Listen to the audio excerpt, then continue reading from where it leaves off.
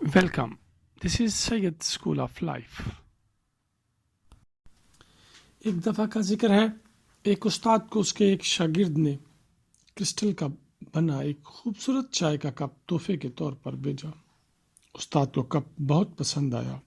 वो हर रोज़ चाय उसी कप में पीना पसंद करता और खूब लुत्फ़ उठाता। उस्ताद की चाय और शागिर्द का कप लाज़िम व मलज़ूम ठहर गए थे। उस्ताद अपने हर एक मुलाकाती को अपने उस शागिर्द और उसके भिजवाए गए तोहफे के मुतल्लिक़ बताना हरगिज़ न भूलता।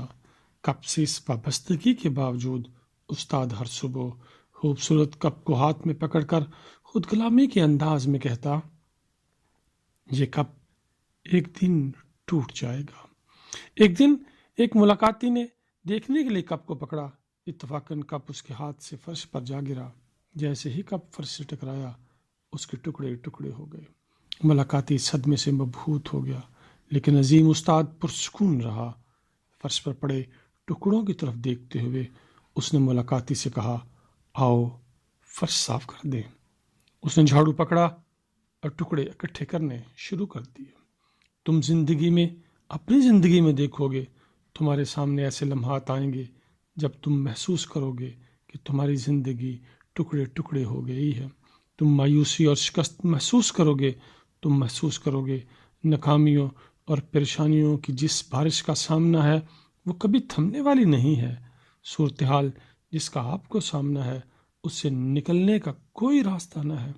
इस सूरत हाल से बचने के लिए ज़रूरी है कि हम अपने जहन को सही फीड करें, जैसा कि उस्ताद हर रोज़ अपने आप को याद दिलाता था कि ये कप एक दिन टूट जाएगा।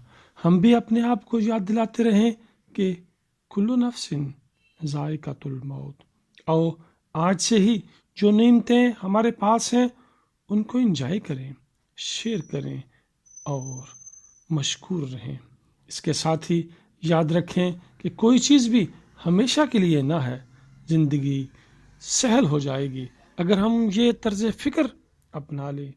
ये दुख दर्द की बरखा बंदे, दीन है तेरे दाता की, शुक्र नेमत भी करता जा और दामन भी फैलाए जा। अगर आप ज़िंदगी में कुछ अच्छा करना चाहते हैं तो प्लीज़ अच्छा देखो, अच्छा सुनो, अच्छा सोचो और अच्छा बोलो।